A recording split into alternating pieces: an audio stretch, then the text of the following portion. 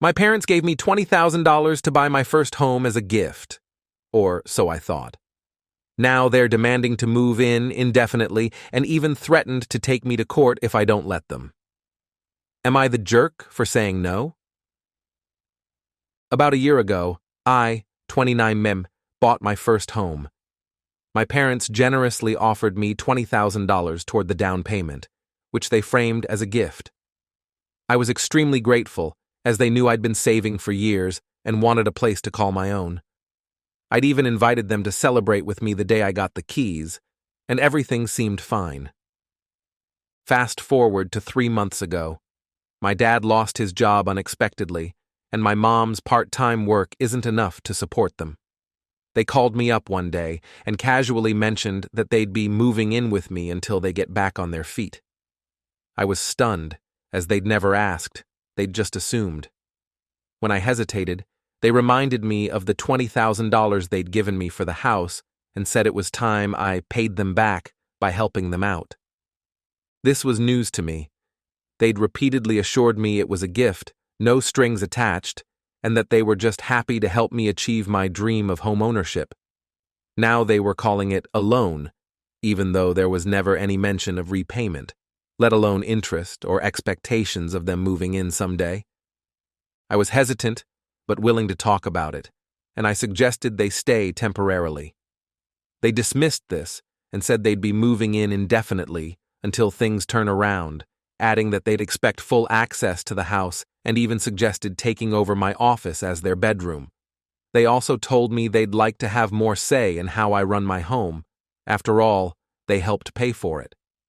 Feeling cornered, I explained that while I love them and would gladly help in other ways, like paying some of their bills temporarily or letting them stay for a set period, I wasn't comfortable with them moving in indefinitely. This is my home, my sanctuary, and I've worked hard for it. They were furious, saying I was ungrateful and that families should support each other. They also claimed that since they invested in the house, they're entitled to live in it as long as they need. My dad even hinted that he'd take me to court if I didn't pay back their loan, though I'm fairly certain he was bluffing. Now, several family members have weighed in, saying I'm the asshole for turning my back on my parents after they helped me buy my house. But I feel like they changed the terms after the fact, and I don't think it's fair to demand indefinite housing when that was never part of the deal. So, ATA for refusing to let my parents move in after they loaned me the down payment. Update 1. After all the drama with my parents assuming they could just move in indefinitely, I needed to clear my head. I went back and forth with myself, wondering if maybe I was missing something. I talked it over with a few close friends, hoping to get some perspective. But everyone I spoke to kept saying the same thing. That's insane. It was a gift, and they never even mentioned repayment. Some even pointed out that what they were doing felt like emotional manipulation, and that wasn't sitting right with me either. I felt torn between being a good son and protecting the life I had worked so hard to build for myself. So, I decided to give my parents a call to try and clear the air. I figured maybe, just maybe, they were feeling desperate and overwhelmed, and maybe I could offer a middle ground.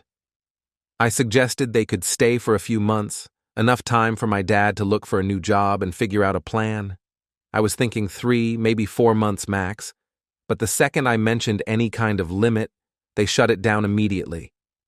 My mom was like, "Oh, so you just want to toss us out as soon as it's convenient for you?" And I was kind of taken aback.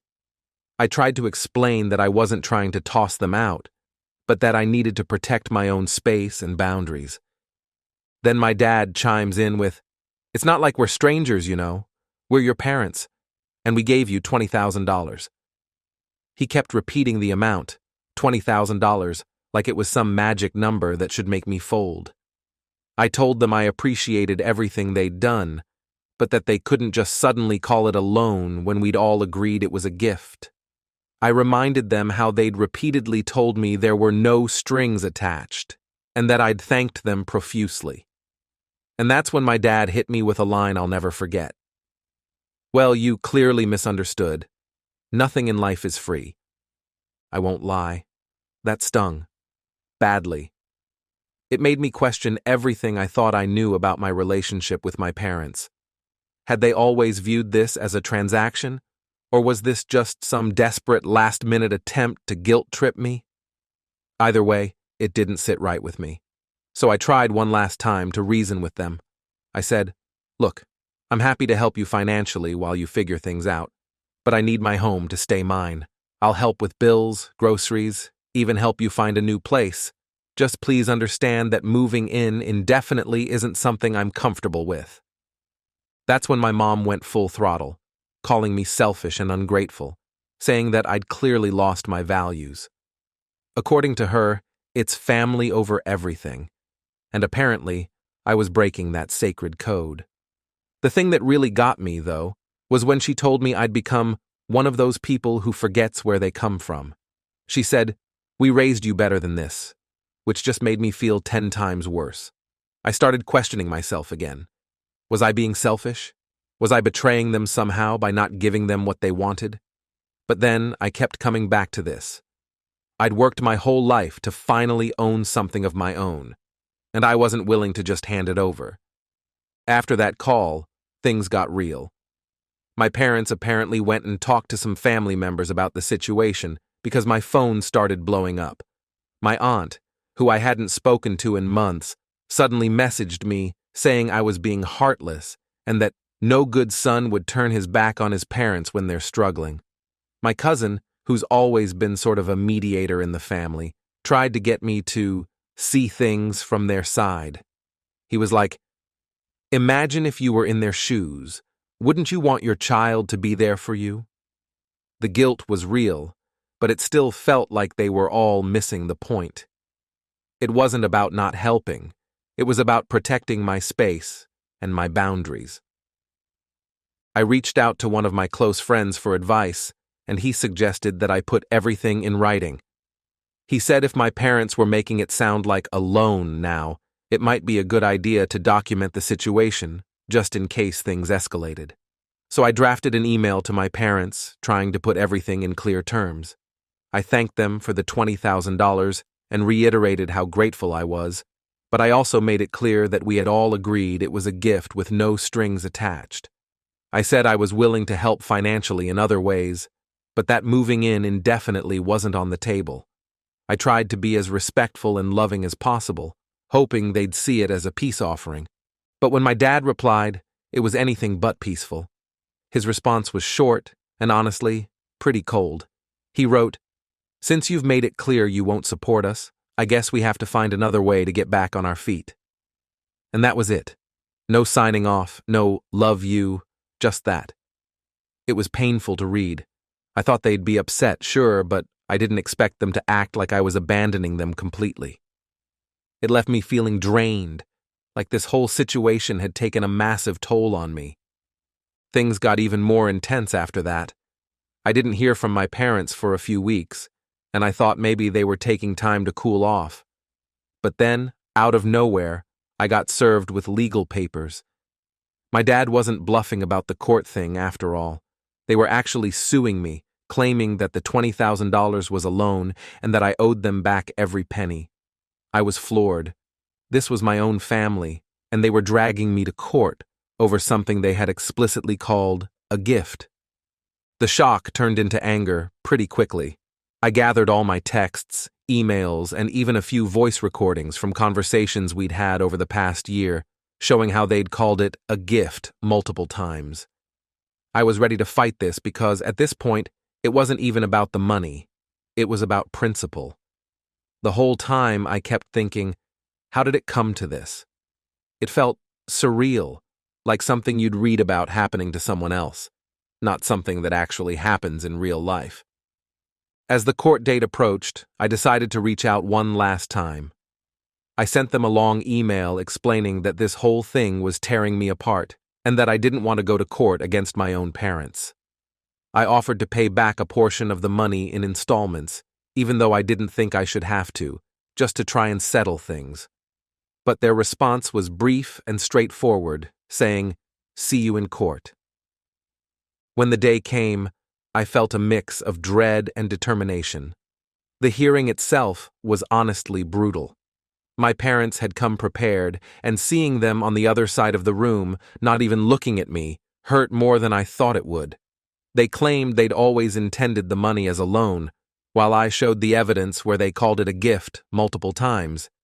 In the end, the judge ruled in my favor, stating that there wasn't sufficient evidence to prove it was a loan. Update 2. After the court ruled in my favor, you'd think that would be the end of it, right? But no, things somehow got worse. Winning the case wasn't exactly a win. It was more like a final nail in the coffin of my relationship with my parents. The moment the ruling came down, they stormed out of the courtroom without even glancing my way. I stayed behind, letting the gravity of the whole situation sink in. I'd just legally defended myself against my own family. I was drained, numb, and part of me was wondering if there'd been another way to handle it. But the rational side of me knew I'd exhausted every possible compromise. After the court ordeal, I went back home, expecting at least a few weeks of quiet. I thought my parents might need time to process things, maybe even realize they'd gone too far. But 2 days later, I came home from work to find a bunch of stuff piled up on my doorstep: boxes, some old family photos, and even a couple of pieces of furniture. There was no note, just my mom's handwriting on one of the boxes. "Since you don't need us anymore, here's your life back." It was like they'd just dumped every trace of me they had from their house and left it there for me to deal with.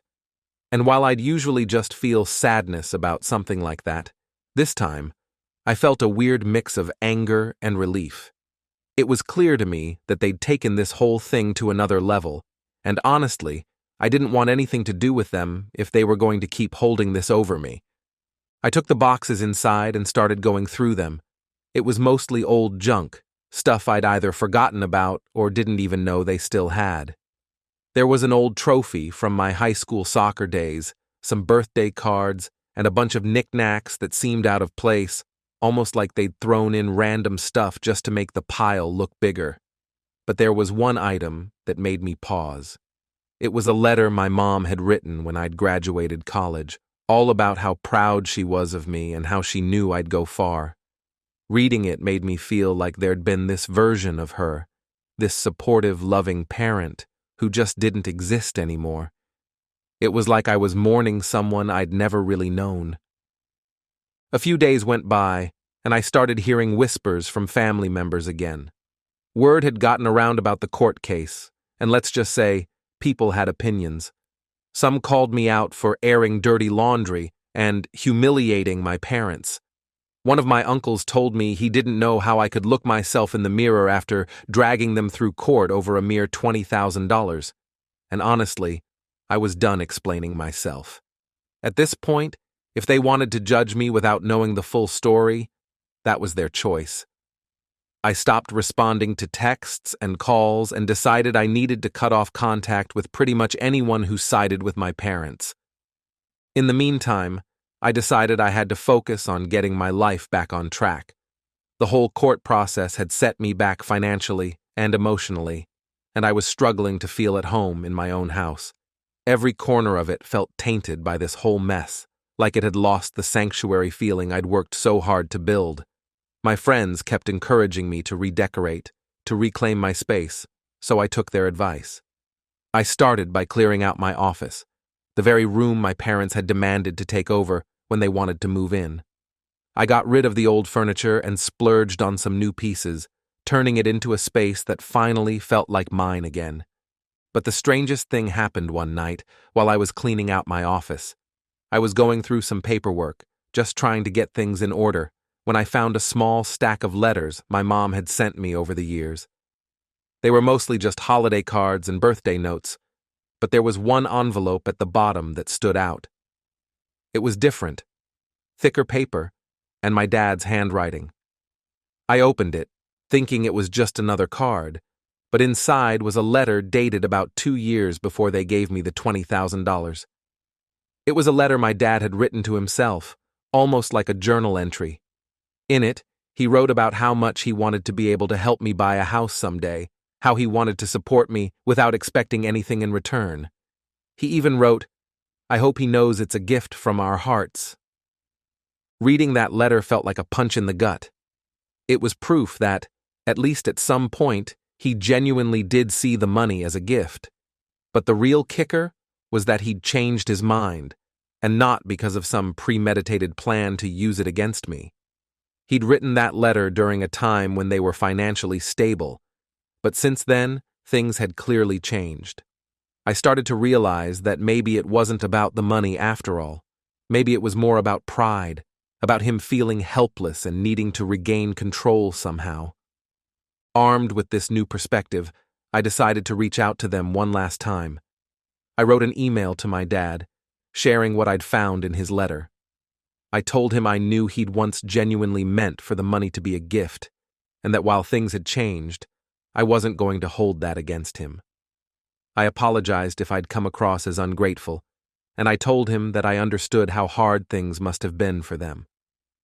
But I also said that what hurt most wasn't the demand for repayment. It was the betrayal, the way they'd turned on me and refused to talk things through like family. It took a few days, but he finally replied. His email was short, and he didn't address the letter I'd found.